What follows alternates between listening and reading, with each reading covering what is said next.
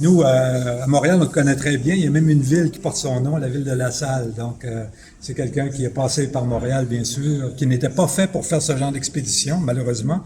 Donc, quand il est parti essayer de coloniser le Sud, il s'est royalement planté, je dirais, mais surtout, ils ont coulé. Il a perdu près de 300 personnes dans son voyage. Donc, voilà.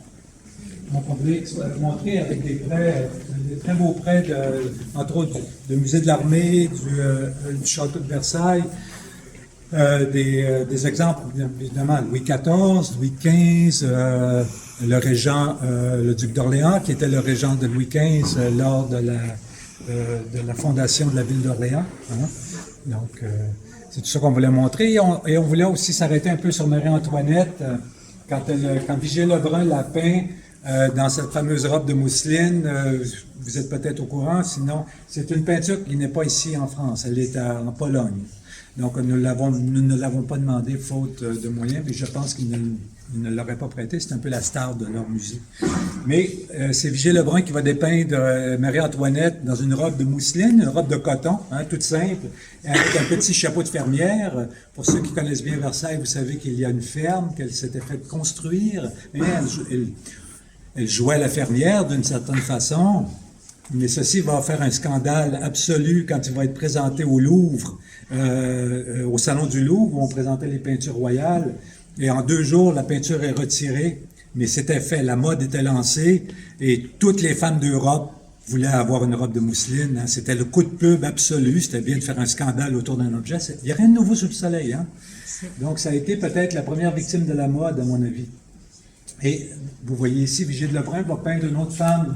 Ils se font toutes peindre avec des robes de mousseline après ça. Vous voyez?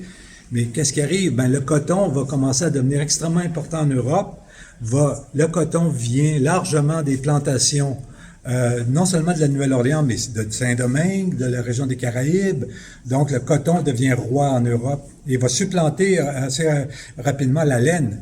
Pas nécessairement pour les vêtements chauds, mais pour les vêtements tout simplement, il y avait l'industrie de la laine contrôlait le marché et avant cela, ils ne voulaient absolument pas que le coton fasse une entrée parce que c'est un marché qu'on allait perdre. Alors, ça va vraiment, en fait, créer, ça va donner, c'est pas juste ça, le café, le sucre aussi, mais ça va donner un influx à l'essor de l'esclavage et à le développement finalement du commerce triangulaire qu'on retrouve entre l'Europe, l'Afrique et les Amériques. Alors ici, dans cette section qui est la deuxième station, on tombe pour la deuxième fois, c'est en fait ce que nous avons appelé le triangle de fer, c'est-à-dire le fameux commerce triangulaire entre l'Europe, l'Afrique et l'Amérique, mais toujours avec un angle précis, c'est-à-dire vers la Nouvelle-Orléans. On ne voulait pas toucher à tout le système. Nantes le fait bien mieux que nous parce que c'est un sujet qu'il traite de façon très précise, mais aussi c'est parce que c'est une autre exposition. D'accord? Donc c'est vraiment, on montre en fait des objets, des bateaux qui sont liés directement à la Nouvelle-Orléans.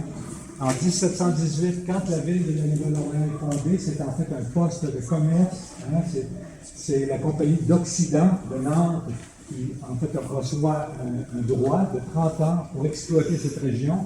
Et au tout début, en fait, la ville est en fait un poste commercial directement lié à l'esclavage. Le premier bateau qui va venir, c'est l'Aurore, et lui apporte tout de suite 200... en fait, ils partent avec 201 esclaves et ils arrivent avec 200 personnes. Ce qui est quand même exceptionnel, les taux de mortalité sur les bateaux étaient souvent de 10 à 15% environ par voyage. D'accord? Donc, on veut exprimer ici certains de ces bateaux, dont un plan du Marie Séraphique, une maquette de l'Aurore lui-même, un ex-voto de la cathédrale de La Rochelle, un ex-voto assez exceptionnel. Si vous le regardez, vous allez voir l'histoire, vous le raconte. Il remercie Dieu. Regardez les petits noirs qui remercient Dieu sur le bateau. Et ils remercient Dieu parce qu'ils ont fait une traversée de 136 jours entre l'Afrique et Saint-Domingue. 136 jours, c'est presque 3 fois plus que le temps nécessaire de la traversée. Alors imaginez 136 jours de bateau quand vous avez prévu en faire à peine 50, maximum. Donc, au bout de 60 jours, vous n'avez plus d'eau, vous n'avez plus rien. Donc, ça a été une traversée rocambolesque. Quelques-uns ont survécu, visiblement, et le capitaine a fait faire un ex-voto pour remercier Dieu d'avoir sauvé je ne sais pas combien de personnes. Je vais faire la recherche, mais il ne devait pas rester plus du tiers du bateau avant Dieu. Alors, on montre un peu tout cela, les perles de trait, les éléments qui sont reliés à cela, et on montre, et ça, Kim vous l'a dit au début, que la tradition des Black Indians, ce sont des gens qui regardent toujours dans le passé. D'accord? Donc, c'est des gens qui ont un œil très... comment je dirais ça? Attendez. Quand vous êtes opprimé, là j'embarque sur un truc très glissant, et quand vous êtes opprimé, vous savez exactement pourquoi vous êtes opprimé. Parce que si vous ne le savez pas, vous n'allez pas survivre très longtemps. Donc, vous développez des stratégies par rapport à l'oppression que vous recevez. Donc, tous les Africains-Américains que je connais aux États-Unis sont politiquement très intelligents, très raffinés. Ils connaissent la politique, ils connaissent les situations, ils connaissent les rapports de force. Ils comprennent ça très bien. Quand vous êtes un oppresseur, vous n'avez pas besoin de savoir exactement cette dialectique. Vous vous dites, ben non, nous, on n'est pas des oppresseurs, on est là, on est bien. Regardez le discours politique dominant, vous allez voir qu'on n'adresse jamais la question. Mais on ne se développe pas non plus une réflexion très précise. Tandis que les gens qui sont opprimés, oui. Alors, c'est pour cela souvent que les rapports ne sont largement pas les mêmes quand on parle de la même question. Alors, ces gens-là, eux, ils regardent. Ils regardent vraiment, ils connaissent bien la violence et qu'ils la comprennent. Ils la comprennent sur leur corps, littéralement. Alors, c'est pour ça que, comme Kim disait, ils regardent le passé, ils regardent en fait la situation. Et ils regardent l'évolution de la situation. Et donc, c'est vraiment une approche très différente. Et vous allez voir tout à l'heure que les artistes que nous présentons, d'autres artistes, dont un artiste chicano, Vincent Valdez, un autre artiste africain-américain qui a été mon collègue pendant 10 ans au Texas, Michael Richards, ce sont des gens qui regardent la situation. Vous voyez, toujours. Et ce n'est pas un choix artistique, c'est un choix sociologique, je dirais. Ils se sentent obligés de regarder la situation. D'accord? Donc, ceci est un costume de Victor Harris. Victor Harris est our big chief, dans le sens où c'est quelqu'un qu'on a demandé de nous accompagner dans l'exposition comme étant notre personne réponse, si vous voulez, dans la communauté. D'accord? La raison est simple, c'est qu'il y a plusieurs groupes, il y a plusieurs big chiefs à la Nouvelle-Orléans, et je tenais à ce qu'on ait quelqu'un qui pouvait nous aider et aussi faire figure aussi d'autorité, d'une certaine façon, si vous voulez. Alors, c'est compliqué, hein? C'est compliqué quand quand tu as des groupes différents dans une société, tu dois faire des choix. Alors, j'ai demandé à tout le monde, j'ai demandé à Sylvester, qui est décédé malheureusement, qui était le directeur du Backstreet Museum. J'ai demandé à plein de gens comme ça, qui sont des figures de la société importante. Bon, qui serait la meilleure personne? Et on m'a dit à un moment donné, Victor, ça serait peut-être une des personnes les plus chouettes pour votre projet. Alors, j'ai dit pourquoi? La réponse était... Il ne sera pas, tu n'auras pas de consensus sur ce choix, mais il n'y a personne qui ne pourra pas te dire qu'il est un grand chef. Et ça, c'était la réponse qu'il fallait avoir. C'est-à-dire, autrement dit, on ne peut pas faire plaisir à tout le monde, mais c'est quelqu'un qui peut, effectivement, vous allez le voir ce soir, si vous êtes au vernissage, il va venir en esprit de Fayaya, c'est son esprit tutélaire à lui qu'il a créé, qu'il a reçu, et il va performer ce soir avec son groupe de musique. Donc, ça va être assez coloré. Voilà. Donc, on vous le montre. Vous voyez la tradition afro-diasporique. Si Kim veut en parler, je l'invite à vous en parler un peu. Kim, do you want to say something about this suit? Yes. So Victor Harris has been masking over 50 years continuously. In the tradition, you cannot wear the same suit. These are not costumes, they're called suits. You cannot wear the same suit every year. So he will create a new suit every year. You can think of it as the shedding of the old skin and bringing on the new life. Victor's tribe, called the Spirit of Fayaya and the Mandingo Warriors, is one of the few, if not the only, tribe that is deeply spiritual in nature. Big Chief Victor will say that it is not him, but the spirit of Fayaya, which was given to him in a vision by God many years ago in the 1980s. And so he's never traveled to Africa. He doesn't study books with masks. These come out of his head.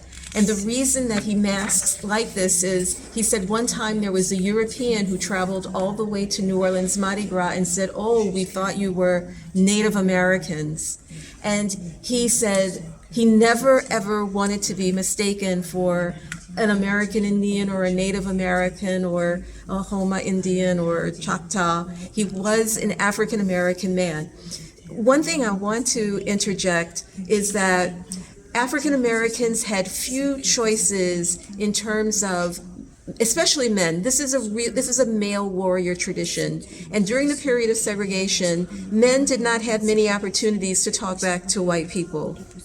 The protests that were occurring to get laws changed or laws enforced to stop segregation took a long time to get through the courts. And so there was a lot of white vigilantism where you had to step off the side of the sidewalk if a white person was walking. They could call you by your first name or boy, but you had to call them Mr. So these traditions grew up out of the sense of African American men wanting to project a strong image, that they weren't just subservient. Mardi Gras allowed them that opportunity. They also could not come out in an African persona, because that had also been taught to them as something primitive, something that was, something that you didn't want to aspire to. So the only warrior image that they could impersonate and embody were the Native Americans. And so that tradition about being brave, not being subdued, is part of the history of a cultural resistance. And it was the day that they sometimes would not only fight and settle scores, but they would also confront white people, with this person of the black person performing Indian, but performing it because they felt that it was a way that they could establish an identity that was different from being a janitor or being a repair person. They could have an identity that empowered them, and people in their community looked up to them. And so Victor represents a turn in the tradition. Before the 1980s, it was Native American based in terms of what was represented. But Victor wanted to represent the Africanness of his heritage. And this was after during the Black Power movement, when it became more acceptable for African Americans to look back and say, I am African.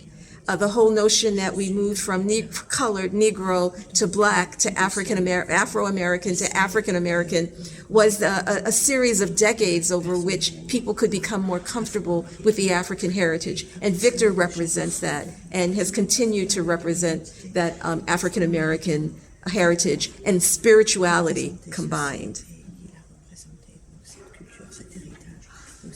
Nous avons entendu pour la troisième fois dans la prochaine station. Donc, il y a des